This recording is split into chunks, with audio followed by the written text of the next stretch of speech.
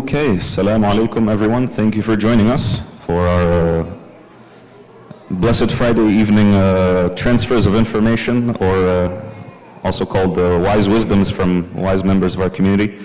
I'm honored to introduce Brother Azfar Moazzam, who's going to talk to us about setting and achieving goals in life using this management concept called OKRs, Objectives and Key Results. I will leave it there and I'll let Brother Azfar take the stage. Thank you very much. Assalamu alaikum. We have a reasonable audience to make it fun. My name is Azfar Moazzam. I see a few people that I know, so I guess I don't need to do a big introduction, but there are some parts of introduction that I'm going to talk about which are relevant to this presentation. This presentation is titled as OKRs for Life. OKRs are Objective and Key Results. It's a planning mechanism that's used mostly at tech companies, came out from Google and all. I found it through my own experiences that it's not only useful for business planning, the process and the mechanism is actually quite useful for your own life plans. So I want to share some of those examples. I'm going to have a case study in here, and then I'm going to ask you to think about objectives and key results and how they apply to you. And if you have some time, maybe we'll go through some of the examples here as well. So with that, let's see. This is always a test. And do one more. No.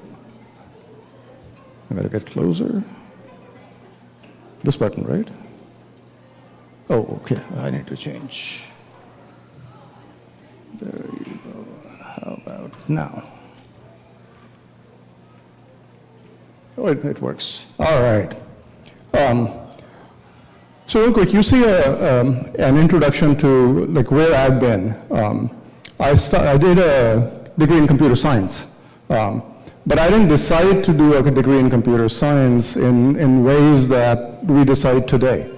So today, being a software engineer is a worthy profession in the sense that it provides you with a very good livelihood. There are lots of jobs. Hopefully that'll continue to be the case with AI and all. But when I was going through high school, computer science wasn't really a known major. It existed, but not at every school, not at every university and all. And I was fortunate enough to have an opportunity to play with a handheld computer that got me interested into computers. So I started my bachelor's in computer science not because of thinking that this is a good profession. I was just following what I was interested in. And I became fortunate enough. So in a lot of ways, I was not planful about that. It just happened, right? And for most of us, life kind of continues that way. So I did my bachelor's and master's. I graduated, and at that time there weren't a whole lot of jobs for international students and all. I applied and applied and applied. I made a decision at that time that I was going to go back to where I came from. And I was talking to my father, and he said, "Why don't you just stay there till you get a job?" And I said, I've been here, there are no jobs, I should just come back. And he says, well, you get practical training for a year, spend the year looking for a job, and if you don't find it, then you come back.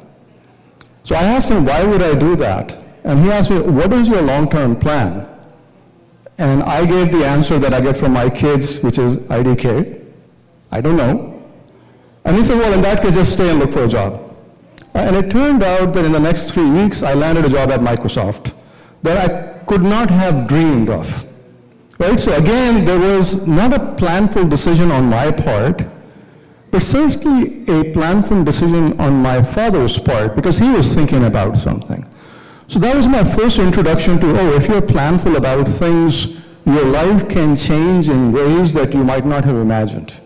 And I certainly didn't imagine standing here in a beautiful place like this, speaking to you guys, talking about my experiences, right? So as we go through our lives, some of the decisions that we made that are made for you or you make a huge difference, right? The second decision for me came in 2005. I'd been at Microsoft. I was considered fairly successful at Microsoft at that time. Had a great job. I had a lot of respect. But I felt like at that time that I'm like a leaf in a river. You know, a leaf in a river has no control on where it's going. If the river is moving fast, the leaf moves fast. If the river is moving slow, it moves slow. If the water gets into a corner, the leaf gets stuck, right?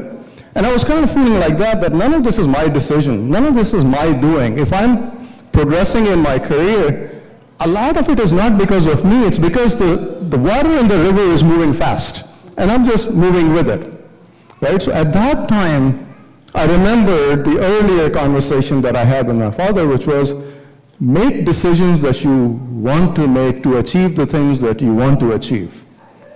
So I thought, wow, so I can stay here for as long as I wanted. Nobody's, saying I should go do something else, but I should learn something new. So I decided to leave Microsoft at that time. And you can imagine the conversation that I had with my manager, with the HR team, at home, with my parents, with my family, right, saying, what is it that we're going to do? So much so that my eldest stood outside the house on my last day at the company, asking me, why did I leave?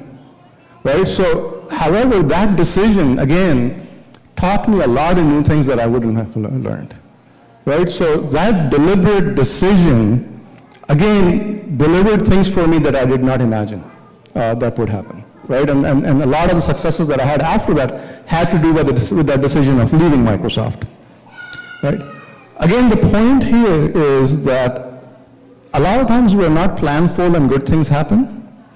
But at the times that we're planful and Allah wills and we work hard, then we achieve things that we may not have imagined.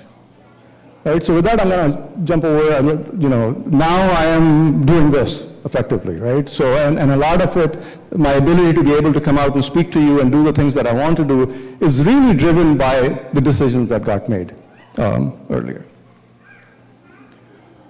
The second point I'm going to make here is being planful is Islamic in nature. Allah subhanahu wa ta'ala is known as Al-Mudabbir.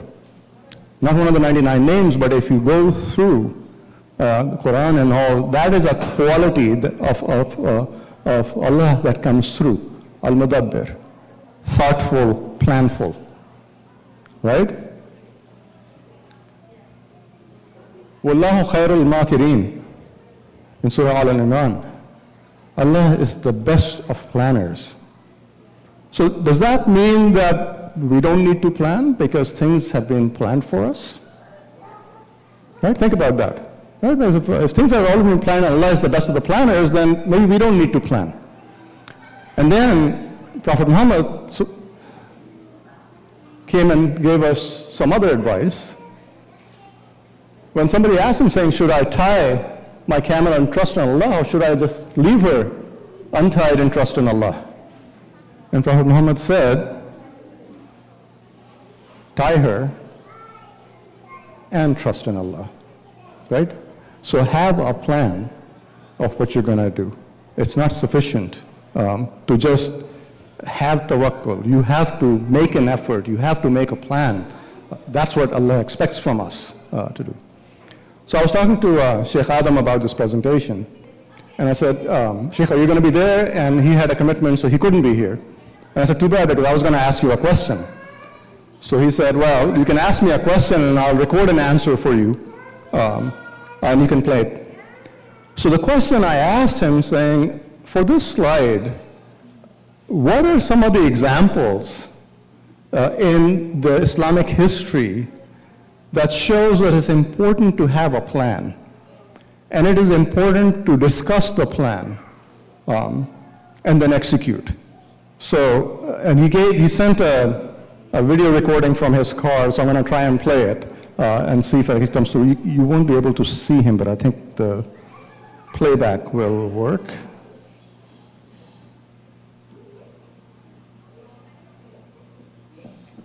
Maybe.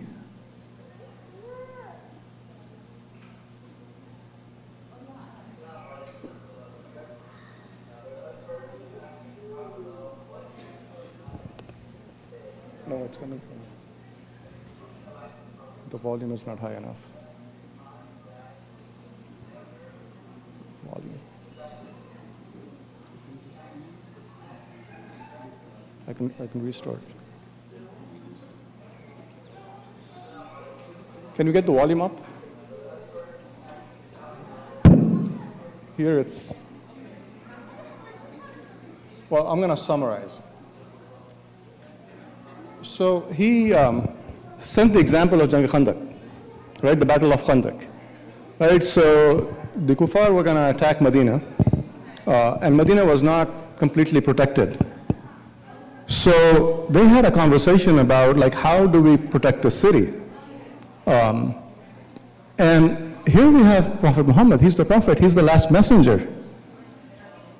He could just say and tell people what to do. He's smart, he's strategic, he has the divine guidance. He could just tell the Sahaba what to do to protect Medina. But he asks the Sahaba and saying, what should we do? And they discuss amongst themselves. And Salman Farsi radiallahu ta'ala anhu, came up with the idea of saying, we can dig trenches around the unprotected parts of the city. And the Sahaba discussed it in terms of how we're going to do it. And then came back and talked with Prophet Muhammad sallallahu alaihi wasallam, saying, what about this idea? And the Prophet thought about it, talked it over with them, and they decided to go ahead and do that. And the results you know about. So he says, Sheikh Adam's point was that wherever you are and whatever challenge you're looking at, whatever opportunity you're looking at, being thoughtful and planful is super important for us Muslims.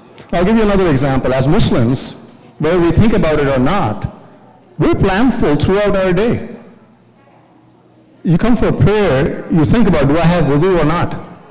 And if not, then you think about the time and saying, how much time do I have to go do wudu so I can actually be here with the Jama'ah? Right? You're coming for Jummah, you think about what time the Jummah is. Where am I going to drive from? Where am I going to park? Do I have enough time to get in on time? And also, if you're planful, you're here for the khutbah. So in everything that we do as Muslims, being planful is super important for us. Right? And we do it knowingly or unknowingly. So then the question becomes is, why don't we do it knowingly? So this is a formula that I talk to my kids a lot about. And I tell them, look, success is not guaranteed for you. There is a formula for success. And the formula for success has 3 variables. The first variable is having the smarts, the intelligence to do something. Now, you don't really grow the intelligence. You can gain knowledge based on your intelligence, but you're blessed with the intelligence. Right? Allah has blessed us with it. Right? There's a certain level of IQ, certain level of, maybe some experiences also teach us some, but that's, again, knowledge. The sheer intelligence is blessed, we're blessed with. That Allah has given us for different, in Allah's wills in terms of how we would show up in this world. So that's one variable that we don't have a control over. The second variable is opportunity. Now we have some control over it. Sometimes we can create opportunity. A lot of time the opportunity is given to us, right? Something happens around us, right? The example that I gave about coming to Microsoft earlier was, I didn't create the job. I just kept applying. Microsoft created the job, and in turn, somehow that opportunity landed in front of me. My father's advice did create the opportunity, because if I had stopped and not applied, I wouldn't have gotten to avail that opportunity, right? So opportunity sometimes you can influence, all right, unlike intelligence. And the third variable is hard work. We have total control over that, right? We decide to work, right? We have that capability to do that. If we decide not to work, we could be really smart, there could be opportunities in front of us, we might not take it, right? We might not be the smartest one, but an opportunity comes up and we're working hard, we can succeed with it, right? So it is an equation with that. But there is another ingredient that's super important. And that ingredient, again, is having the strategy. How do you use your intelligence, your intellect, and your hard work to make the most out of the opportunities you have? Or create new ones, right? So it's really this combination that comes together for us to succeed in anything that we want to do, right? Again, I like using the example of this masjid. And if you think about, like, how did this masjid come into being, right? How did we succeed in having maps? And you would find these variables, these ingredients coming through to land this success. There was a lot of smarts applied. We were blessed with it, right? The people that were here, that showed up over here, Allah willed them here. They showed up, they came together, and that intelligence coming together said, we should create a masjid here that invites our families, our kids, us, so we grow up together over here, right? They had to work hard towards it, put money together, find out places, locations, and then the opportunity showed up in this location, right? Imagine that before, those of you who were here at that time, this was a fabrication plant. Didn't look anything like this, right? But that opportunity landed, and the smarts and the hard work came together with a strategy, because we have to think about how are we going to get all this money together? How are we going to get all the changes made? How long will it take, right? So think about what went into getting that opportunity and the smarts coming together to land this building, right? So in a lot of ways, the strategy is the catalyst, right? Strategy is what brings these things together and binds them together so that you can actually get the success. So really, there's no rocket science in here. How do you plan? Well, you first think about what do you want to get done, right? What's your objective, right? Then you think about how am I going to achieve that objective? I'm going to build a plan, right? Then you're going to talk to other people saying, hey, I want to achieve this objective. Here's my plan. How should I do this, right? We want to create the best Islamic center in the Northwest is our goal, right? It's our objective, right? We think about how are we going to achieve that? Well, we need to have money, we need to have people, we need to have a location, we need to have a building, we need to have imams, we need to do all that stuff, right? So you build that plan. But you can't do it alone, so you share it with other people so people come together, right? And then you take action. And when you take action, you figure out what is working, what's not working, then you update your plan based on that, and you take more action, and this cycle continues, right? So the examples I'm giving you are generally about large organizations, large initiatives and all. But my point you're going to see is that it's not only about large organizations, it's not only about teams, it's not only about multiple people coming together. You can do that for yourself individually as well.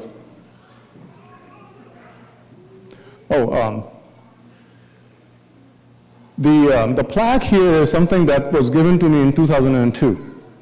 And I thought it was very interesting. So the plaque reads, thinking well is wise, planning well is wiser, but doing well is the wisest and the best of all. And I thought, oh, this is what Islam teaches you in a lot of ways, right? You have to think about what you're doing, right? You have to think about how you're going to do it. You have to then do it, because you just thought about it, how you're going to do it, no, don't take action, nothing gets done, right? And Islam is about action, right? And so it says, doing well in the end is the best and wisest of all. So So now I'm going to switch gears a little bit and talk about objectives and key results. How many people know what OKRs are or have worked with them? 2, 3, 4, 5, 6, 7, okay, handful, okay, all right. So you have folks in your neighborhood that you can talk to if there are any questions and all. Raise your hand again, so those folks who haven't worked with OKRs can actually come and ask you questions if need be. All right, and I saw 2 hands back there also of folks who know OKRs and how to work for it. Real simple, it's objectives and key results. It's got 3 components. It is obviously objectives, what do you want to get done? Its key results is basically what clear outcomes describes that you are actually achieving your objective. And the third aspect is actions. What actions deliver the results that you want? Right, so objectives are used to set your direction. We want to build an Islamic center, not only an Islamic center, the best Islamic center for the Northwest here in Redmond, Washington, is an objective, right? It sets a direction. Key results are milestones towards the objective. So key results would be identify a location that meets a certain criteria, get X number of millions of dollars, right, to get that and so on, right? Hire an imam and so on, right? So those are your key results. And then you go about saying, okay, if I have to find a location, how do I go about doing that? What are my actions to go do that? Hire a real estate agent, go look at ads myself. If I have to hire, bring a fantastic imam forward, where do I find them? Right? So those require specific actions for you to go do that. So OKRs are just like that, right? It's, objectives and key results, right? But the interesting thing about OKRs is also that OKRs are scored. So you put a score on it so that you can tell how far you've gone. And you'll see an example later where I'll show you that when you have an overarching objective and you have multiple key results, the absence of a score may mean that you lose your way.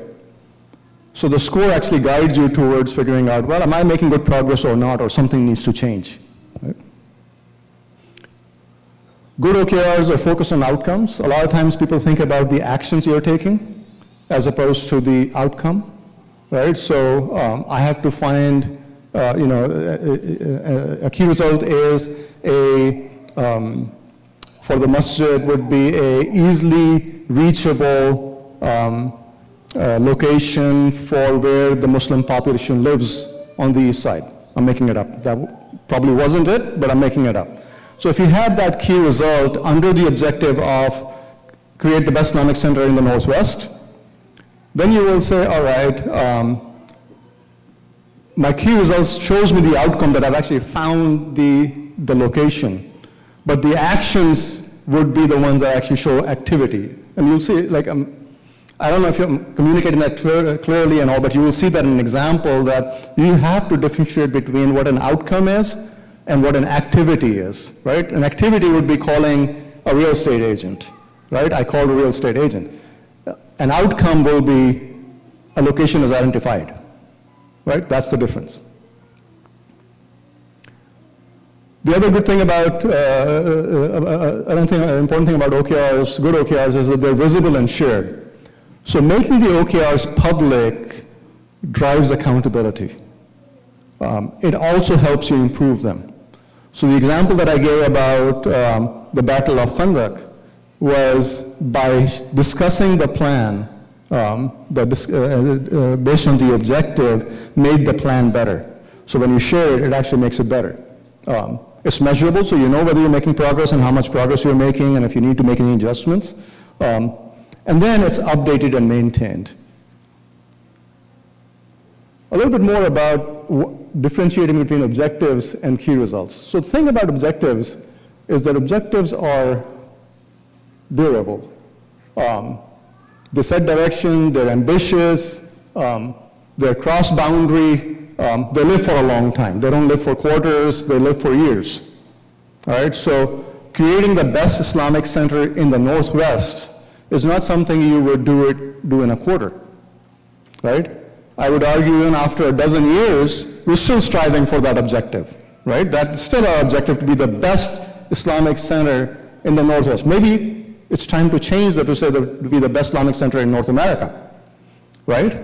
But the point is that the objective gets updated over years as opposed to semesters or quarters. And when you've achieved a certain objective, then you broaden that more.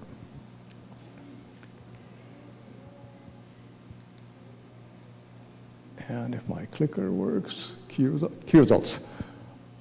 So key results support the objectives.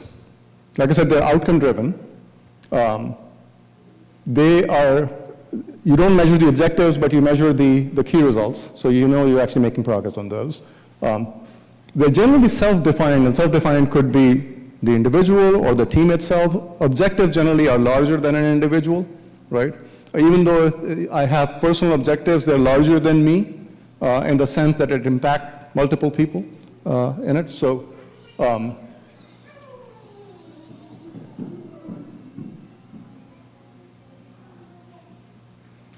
there's an example coming here, but before I share the example, one of the conversations I had, I did this presentation sometime back for University of Wisconsin. I got invited to present this work. And the question I got was, you're showing us personal OKRs, and we've never seen personal OKRs. OKRs are generally for organizations because they're large, objectives are large, key results are large, they involve multiple teams, multiple people. Why personal objectives? And my answer was, well, the reason for OKRs to exist is to make forward progress. I, as an individual, can make forward progress also. So it's not that this tool cannot be applied at an individual level, it can. So the example I'm going to show you is just that. So let's say you work, and by the way, this example on the right, on my right, came from one of my teams that I used to work with. And we were having a conversation about how do we reduce the cost of customer churn. So the objective is reduce customer churn cost. And we started looking at how do we look at our metrics, what are the metrics that we have already, what are the internal metrics, what are the external metrics that will actually help us figure out what we need to do to achieve that goal. So in other words, what are our key results, right? And then what actions will we take to change that, right? If you look to the right, these are my personal objectives. These are actually my personal objectives, right? So they are learn something new, do something hard, have fun getting healthier, and lift someone up.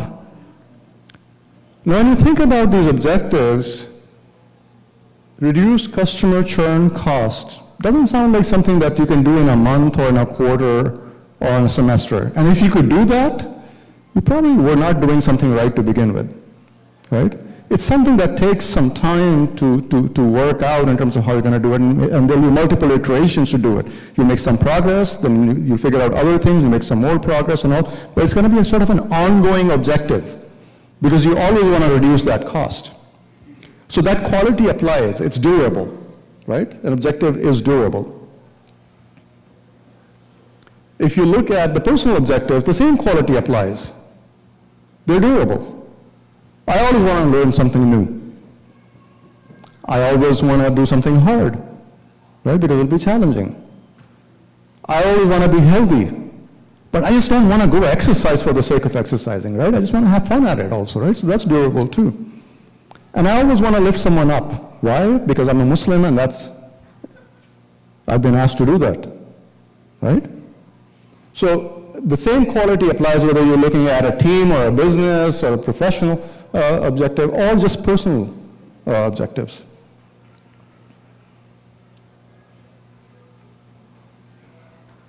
So I'm going to walk you through for about 5 minutes on what my objectives and key results actually looked like.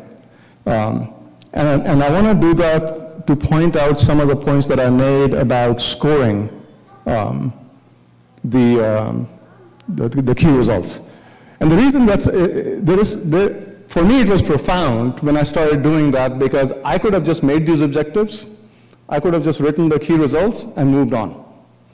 And instead what I did was, when I wrote these objectives and the key results the first year, I actually published them. I published them on LinkedIn, by the way, right? I got, a couple of thousand people in my network on the LinkedIn. A lot of them I don't know, right? It turns out that people actually read this stuff. So I started getting this, pingbacks and all, so much so that 2 years ago I was on a hike, and one of the hikers I was with told me, he said, oh, I read your objectives. I know exactly which key results you're going after, right? So my reaction was, I better deliver, right? Because if I don't, I'll be lame, right? This guy is going to think this guy just writes up stuff and doesn't really follow this, right? So if anything drives accountability, it's publishing those results, right? So I'm going to do this for you. By the way, the QR code is there. There is a bit.ly link there if you want to look them up on your own. Let me see if I can switch to them, and then I'll give you a full-on experience with these. And how do okay, I need to stop presenting. Escape. And think.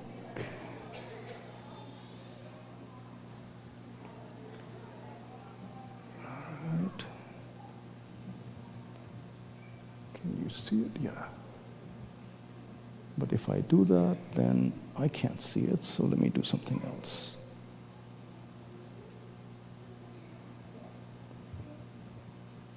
All right. That worked. Anybody knows how many years it took Microsoft to figure this out? So I can share my screen? At least 6 that I counted when I was in Windows to share the screen. I see Mahmoud looking at me. He was there also. All right, is this readable? Yes? Readable on sister side? No? Not readable? Well, you have to kind of move in this direction, I guess. This is the partition that's doing this. Okay, all right. So I wrote these, I started with these objectives in December of 2022 is when I wrote them, not knowing where they were going to go. In a lot of ways, that actually helped me leave Google. Because I figured out what I wanted to do next. I didn't need to be at Google because I already had my direction set, my objectives set. I had my key results. None of them were operating at Google, so I needed to go someplace else and do it. So in a lot of ways, that change became a lot easier for me to go to. So in column A, you see the objectives: learn something new, do something hard, have fun being healthy. You see my key results, right? So key results are written in a way that they should be really measurable, but I didn't make them measurable, right? So learning here, right? So I said, well, they're not really measurable. How do I know I'm actually doing it? Am I writing code for fun or not? And what is it that I'm going to write, right? And then how do I know that it's been written? Now the thing about the measurements is, if I am the only one who can tell whether that number is right, then it's not sufficient. Somebody else got to be able to look at it and say, yes, this goal has been achieved, or this key results has been achieved, right? That's one of the things that you will learn at Google. And if you write a KR and somebody else can't look at it and say the KR has been met, then the KR is not good enough, right? So I wrote some more details. And I said, okay, well, I need to have a bunch of actions that have to be very specific, that I can tell whether they've been done or not. I got to be able to mark it as complete, and I got to be able to score it. So column F, you look at it, has the score. So I'm going to hold myself accountable in front of you in terms of things that I didn't do, because it's easy to be accountable for things that I did, right? So I said, I'm leaving Google. I've been in the tech industry for, close to 30 years. Actually more than that. I still got to write code, right? So one of the things I should be learning to write new code, right? So I said, okay, one of the results in the actions for the key results of writing code for fun has to be that I need to read Rust in Action. It's a book. And implement a working solution, any working solution, right? You can see the status of it. I didn't do it. I started reading the book. It bored the heck out of me, right? I'm like, I don't know, why is this, why am I bored about this? And I realized because I've done so many programming languages, here's one more programming language. It's for systems. I'm not doing any systems work and all. Why am I learning this language? So I decided, oh, this key result is not good. I'm not going to do it. So, but I can't just delete it because I committed to it, right? So I have to mark it for myself and say, this is stalled. Not going to do it. I made some progress on it, 0.3 out of 1, right? So I got 30% of the way through and then decided not to do it.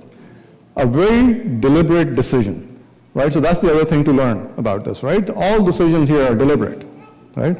You're not like the leaf in the river anymore, right? You've got, you're moving, you're rowing in direction, right? The second one was writing a driver for a light in our house. So I do a bunch of home automation stuff and all. I did that at a startup also.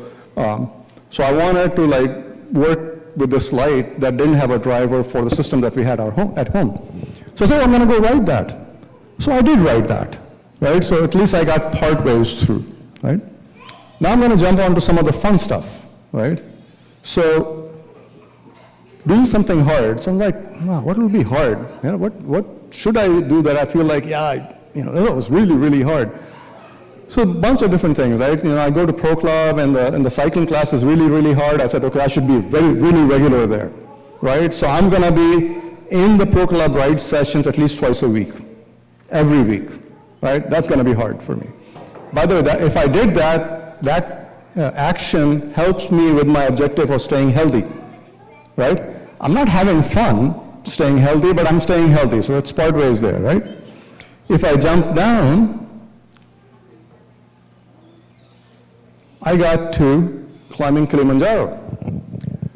Never in my dreams I would have thought about going to Tanzania to climb Kilimanjaro.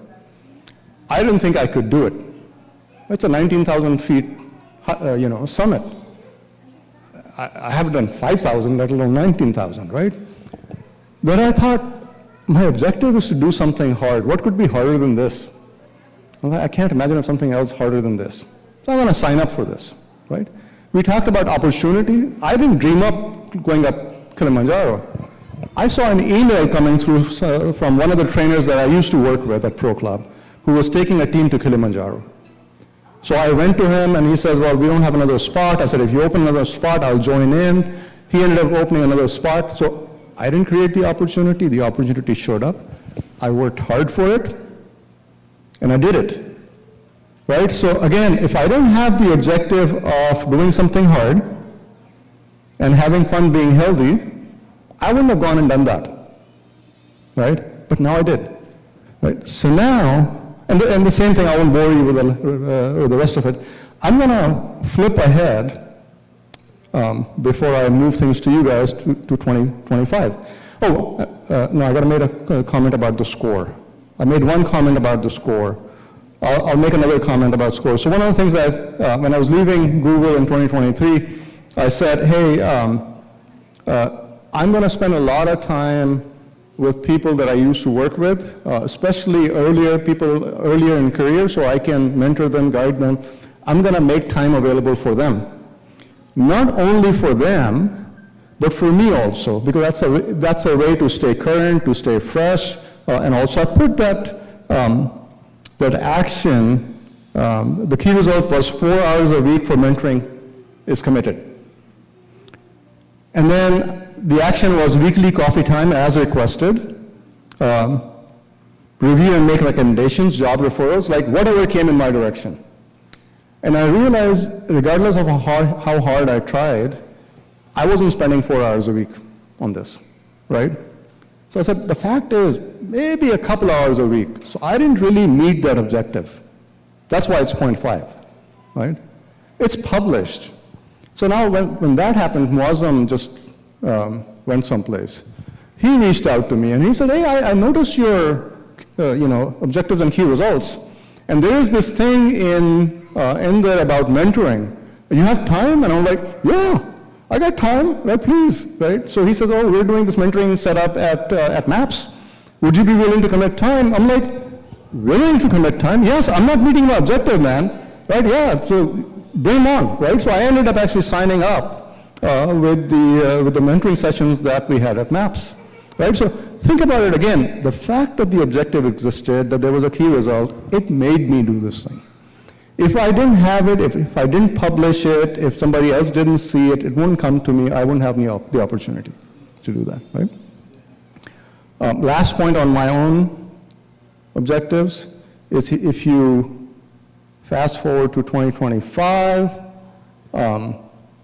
if you look at KR10 right at the bottom, it says mentoring sessions as requested.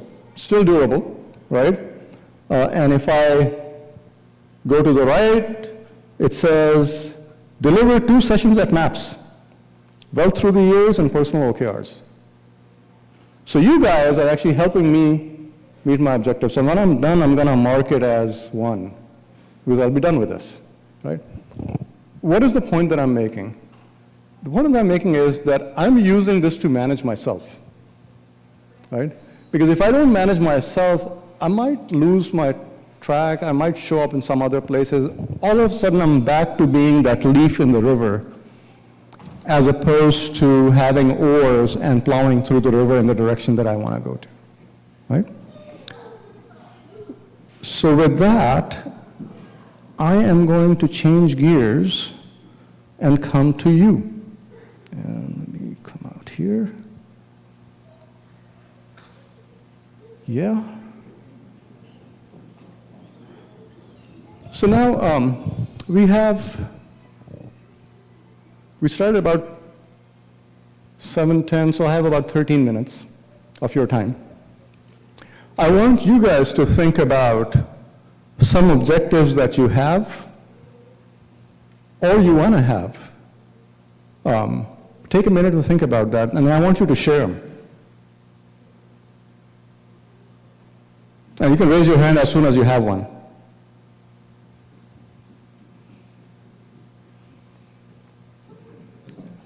I see half a hand raised.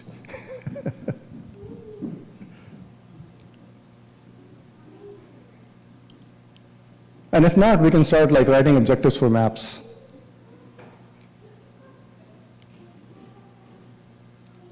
I see the chief back there. Okay, I got 2. All right. One objective is to be a hafiz.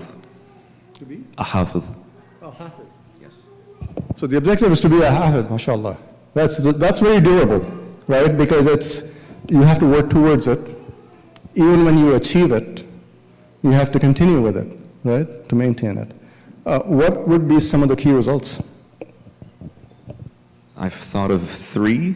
The first is obviously to have recited the whole Quran at least once. Yeah.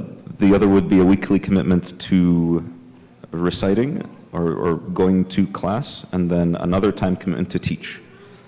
Okay, so the second one is more like an activity. What would be the outcome? To have spent a certain number of hours, let's say, in this year. That's also an activity. Oh, is it? Oh. I don't know then. So the discussion we were having is that the second key result that you described sounded like an activity. But if you're reciting, let's say, certain juz and all, an outcome could be what part of the juz you would memorize, right? What part of the juz or what surahs you would focus first on memorizing, right? So through the recitation, you retain some stuff, right? So you could target on that. You could also say time committed, right? You started moving in that direction. I'll spend this many hours, which sounds like an activity. But if you said 4 hours a week committed, that's an outcome. It's measurable that you booked it on your calendar and all, right? Very slight difference in terms of how you worded it, right? There was another example. I'll come to you next. Assalamu alaikum. My objective is to make a company, ADI, a world-class Muslim teen accelerator. A complete? A world-class Muslim teen accelerator. Awesome. Wow. Okay. That's cool. And what were the KRs? One of the KRs is to empower a given number of students, maybe say 1,000. So that would be like a goal in like 2 years. So. Awesome. Very cool. So the thing, as I'm walking over there, I'm going to say is, you guys need to write them and publish them someplace where people that you know would run into it. And the reason it's important is because, one, it'll hold you accountable. Two, you never know where help comes from. Somebody might decide to partner with you. Somebody might decide to join you, right? So the sharing aspect of it is super important in this case.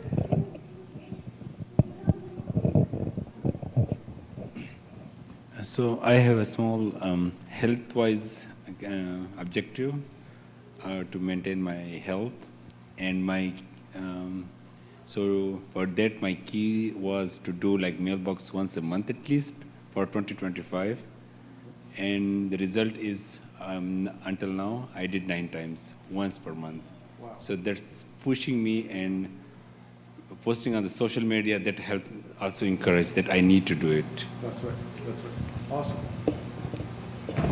So there are examples here that we're already applying, in this case, to this. Our MAPS chief just walked away, otherwise I was going to put him on the spot and ask him to share some of the MAPS objectives and his results, and NASA was not here also, so they escaped. Yes?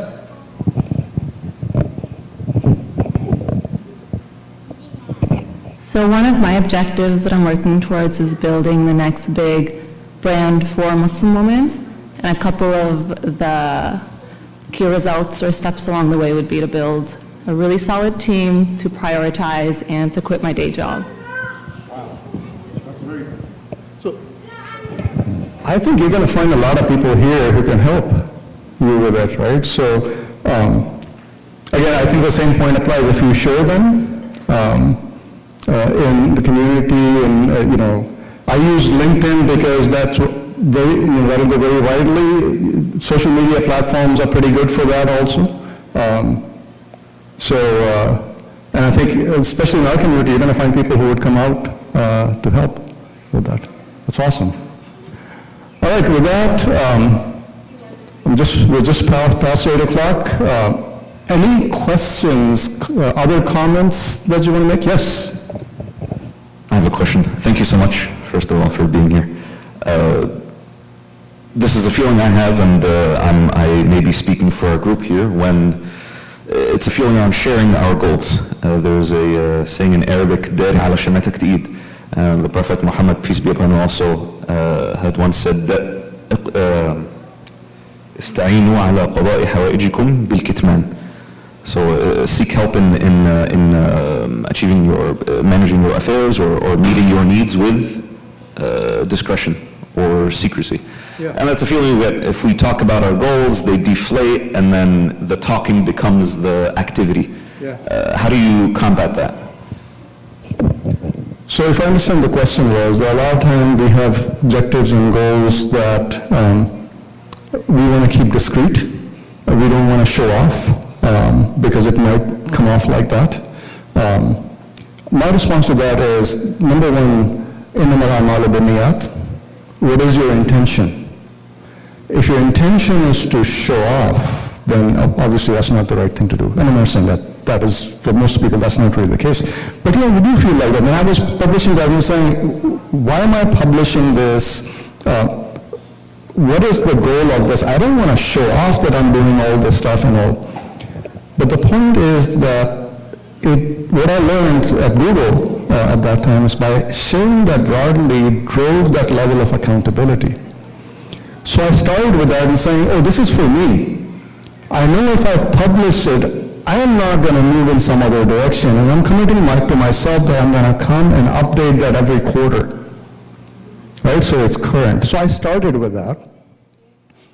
The next thing that happened to me was realizing that, first thing I thought was nobody's going to read them, so it doesn't really matter, right?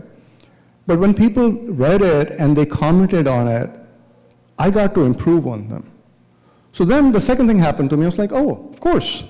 In a team setting, we discuss ideas because other people will comment on them and the ideas will improve. Well, the same thing happens here.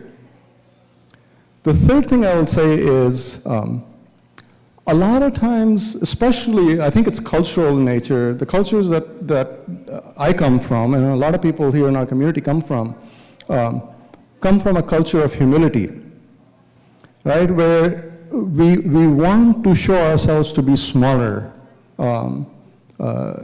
Probably not the right way to describe it, but we think of humility as showing up as something less than who we are. And I would argue that's not what humility is. Humility is not about making yourself smaller. Humility is about giving others respect. So that difference is very important, and culturally we don't think about that. So if you share your goals honestly, and your purpose of sharing your goals is to hold yourself accountable and to get help to improve those goals, then this isn't about humility. This is about making yourself better. And I think there is nothing wrong with that. I think that actually makes you better in that case, right? The example that I gave you about this hiker with me who made that comment about, hey, I read your KRs and all, later on came back and he said, hey, I'm going to help you out in one of the KRs. And I was like, okay, yeah, which one? And so he gave me some feedback on some of the KRs. And he says, you're lifting someone up, KR? I'm like, yeah. He says, consider myself to be one of your mentees because I want a template of the KRs that I can use for myself. So I'm like, it's there, like you don't have to be my mentee. And this guy's a fairly accomplished guy. So I said, no, this is not a mentor-mentee relationships, right? We're friends here, right? And he says, no, I'm saying that to make a point. I'm saying that to tell you that this was useful for me. Thank you for sharing it. So that to me was like, wow, okay, so yeah, it did actually help me achieve the objective of lifting someone up in that sense. That I did something for myself, but that became beneficial for somebody else without me realizing that. So now, isn't that the purpose of us for being on this planet? Not only to make ourselves better, but help others to be better, right? And this is not about being discreet, this is not about being humble, right? This is about representing ourselves truly, right? With the intention of improving ourselves and no other intention. Right? Assalamu alaikum, jazakumullah khairan. Because my question is, how do you sort of like stay on track with your OKR? Seems like, how do you stay on track? How do I stay on track? Yes, with like updating it, since you have to measure every week, every month. After a while, you sort of forget. Yeah. So, how do you sort of stay on track? So how do I stay on track with the KRs? It's a personal commitment. So I do two things. I come back to this sheet that I showed you once a quarter, and I make very quick updates. I did that today also before coming out here. So whenever I think about my KRs, I go and touch it at least once a quarter. Personal commitment, if I don't do it, I feel bad. And then come November, December, I start thinking about, do the objectives need to be updated or not, right? And what are the KRs for the year? So the KRs that I've written are for the year, right? Certainly the first 6 months are very firm. I update the next 6 months after that. So the 2025 KRs were written last December, the first half. And then I found other things that I was going to add. So in April, I added some more. In July, I felt like, well, first half is done, and whatever I was going to do is done, but my second half is not very clear. So I went and cleaned it up, and also, it's not a daily, weekly thing. It's a quarterly thing at best that you go to, and that just, for me, it stays in my head in that way. Then. I imagine that your friends can keep you accountable too and ask you how you're doing. I'm sorry. Your friends can keep you accountable too and ask you how you're doing. Yeah, my score was up there. It was 0.69. So I am. What I found is that I generally don't do very well on learn something new, and I don't know why that is. Maybe I'm still in kind of this, left work and having, a vacation mode. I do better on doing something hard. Most of it is physical. And I think it's also because for years I didn't do it, and I'm kind of catching up. Having fun, being healthy, kind of relates with doing something hard, but that's a struggle, and I leverage people around me. So if a friend is going to the gym, I'm going with them. If my kids are going, I'm going with them. My wife is very focused on it, so I follow her whenever she's going. I'll show up. So so that actually works out. Lift someone up has been a mix. So things that I can control myself, I generally do. Thing where I need somebody else to do something is a little bit of a challenge. And I think partly because of me, because I haven't really gone out and signed up for things. I'm a little bit protective of my time. But yeah, so 0.69 right now. I think there are 2 or 3 big KRs that I haven't made good progress on that I need to before December. So they say that objective or the North Star, but sometimes we don't know the keys. So how do you explore those keys? And it's good that if you setting the objective, but sometimes we are just flowing at that leaf in the river. Yeah. So how can come up with a good objective? Do we need to discuss that, or how that will work for you? Yeah, so if I understand the question, it is about a lot of times we set an objective, but we can't really figure out the key things to do, the key results that drive towards that. Or we just may not follow the objective and just drift like the leaf in the water. How do we make sure that we stay on track and have these deliverables that we go through? So what I learned through experience that there are primarily 2 types of people. There are people who are internally motivated. They decide to do something and they're good at doing it. And there are people who are externally motivated. They need some other external function to force them. Most people are a mix of internally motivated and externally motivated, but they have a lean. I learned about myself that I'm externally motivated. There has to be something external for me to do something. So OKRs are something external to me. They force me to take action because I know it's there and it's published, right?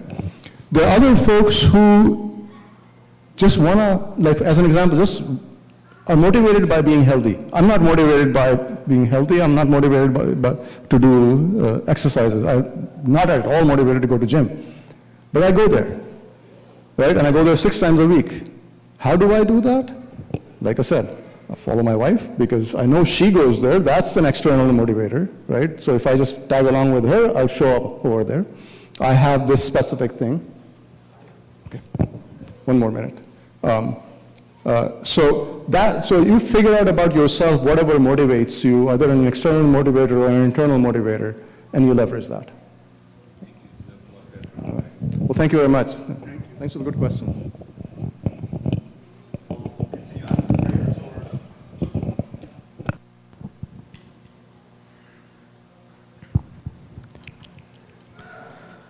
الله أكبر الله أكبر الله أكبر الله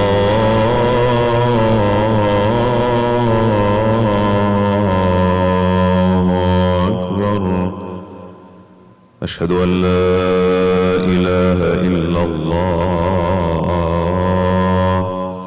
أشهد أن لا إله إلا الله